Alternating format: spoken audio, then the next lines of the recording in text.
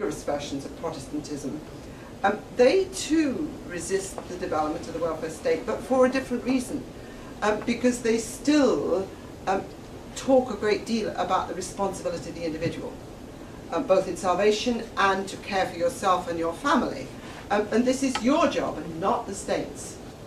And so the development of the welfare state in Calvinist parts of Europe, Scotland, Netherlands, up to a point Britain, Switzerland, is relatively speaking retarded. And so, as you say, right from the beginning, the theological variable is playing into what happens, and I find that extremely interesting. But it still is relevant as we look at the modifications of the welfare state at a later stage. And this, of course, was where the projects were situated, and why money to work on welfare is now forthcoming, is all over Europe, and I guess Canada too. The welfare state is a troubled institution because it's troubled for various reasons, partly because of the wobble in the global economy, and first in the 1970s after the oil crisis, and then it's coming back in the 90s and after 2008. We simply can't afford it. And of course good welfare states are, particularly good healthcare systems, are going to get more and more and more expensive because we're better at it. I mean, if you sustain life for longer, it's going to cost more to sustain it.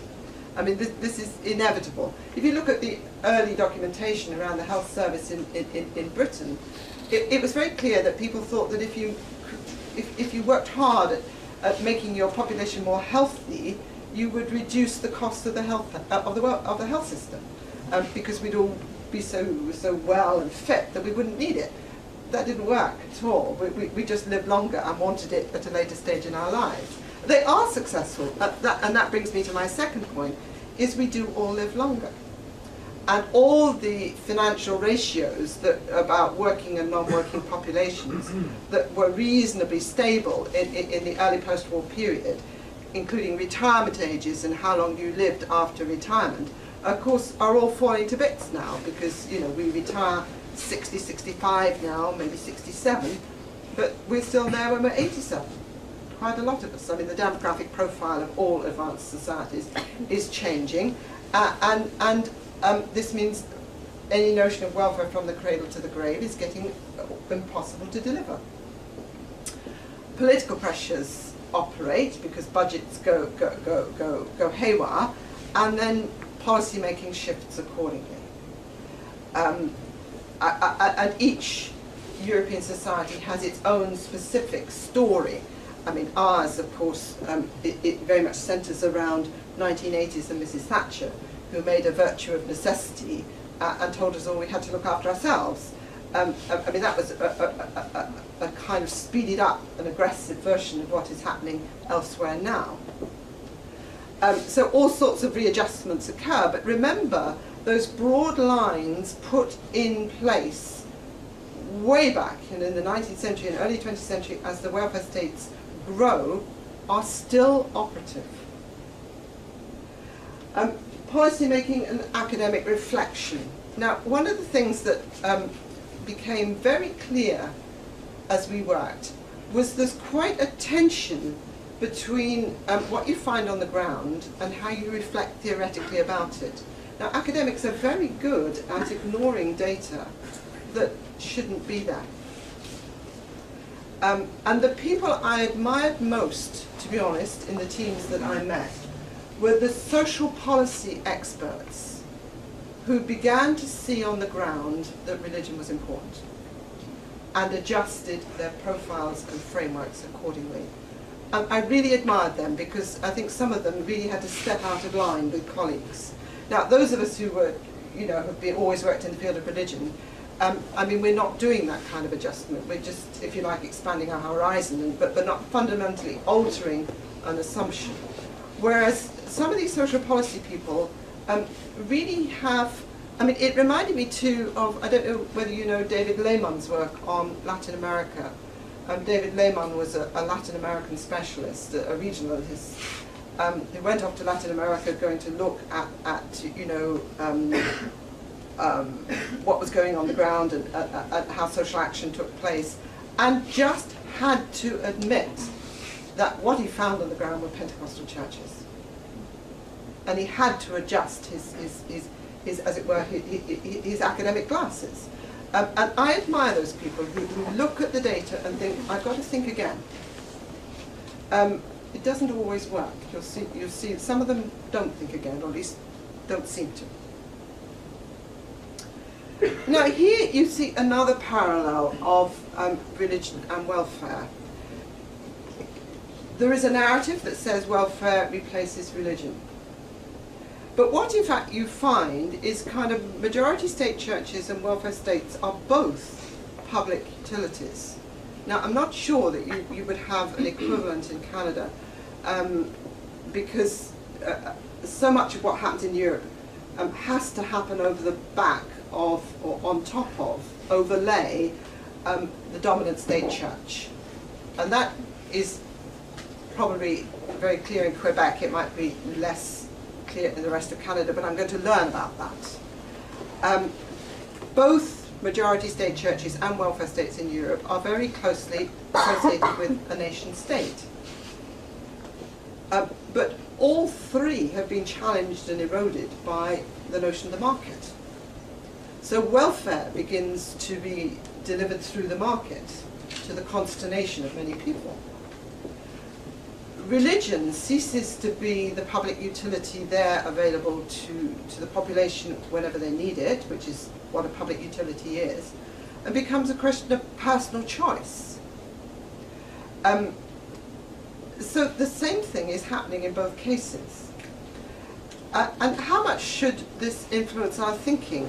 And here, I have what I hope is certainly a very enjoyable conversation, and I think it's a creative debate with Linda Woodhead, who has gone further down the market road than I want to go, because I still think the old model of the state church is indirectly important.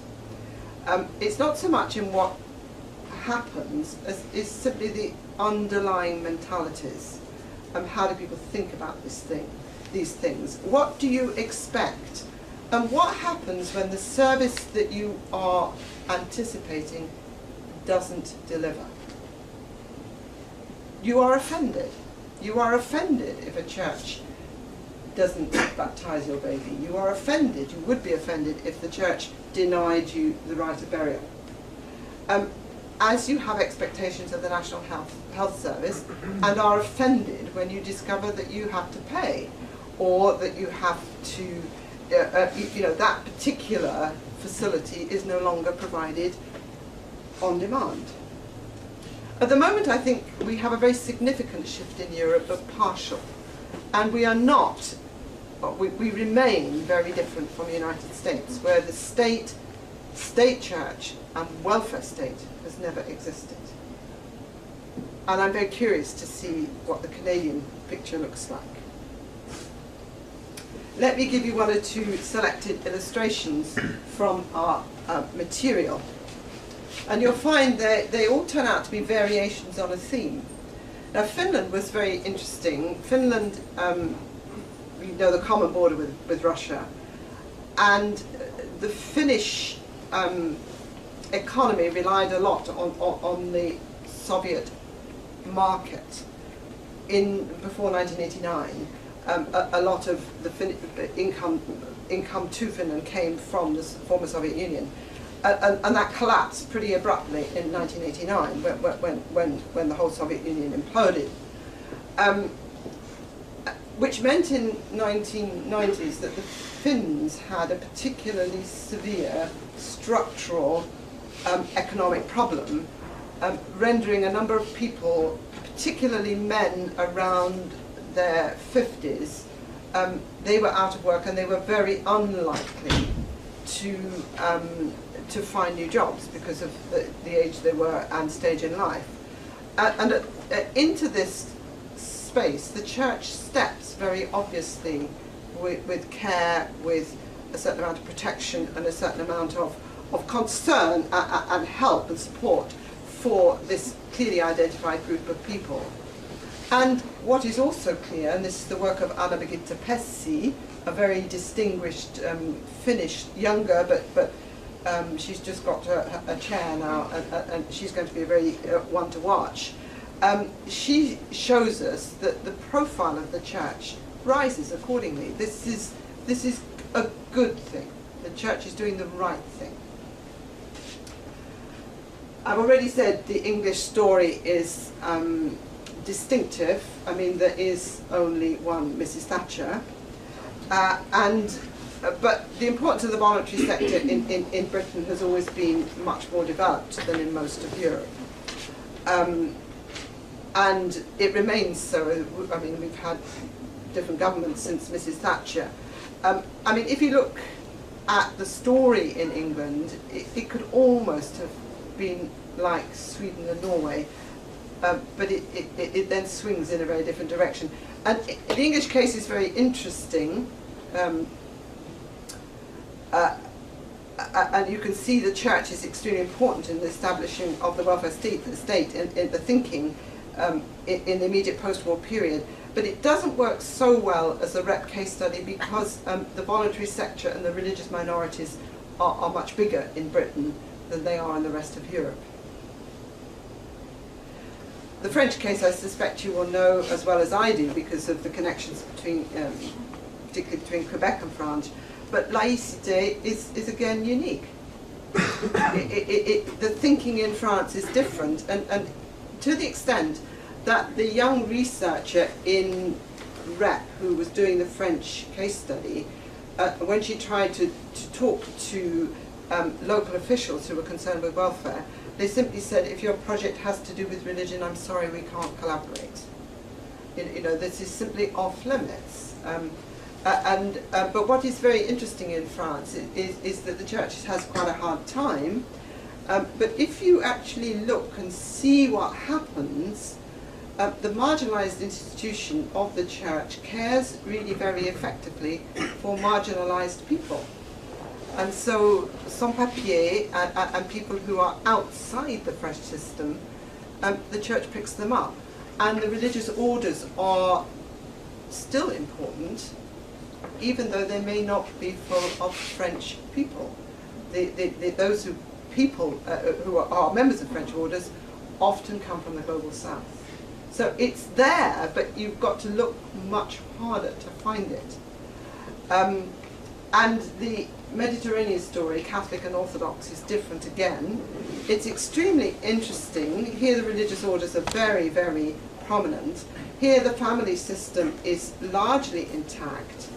And the way that it's moved on is not to become institutionalized. There's still very little care of elderly, for example, outside the family. But the family copes with this by replacing the key individual, who is the working woman, with migrant labour.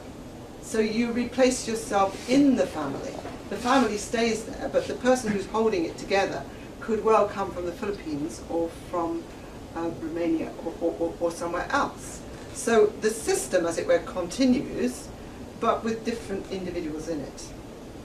And the Orthodox story, again, Orthodox theology, ecclesiology, thinking, culture, introduces a whole set of new variables. Aesthetic is much, much more important.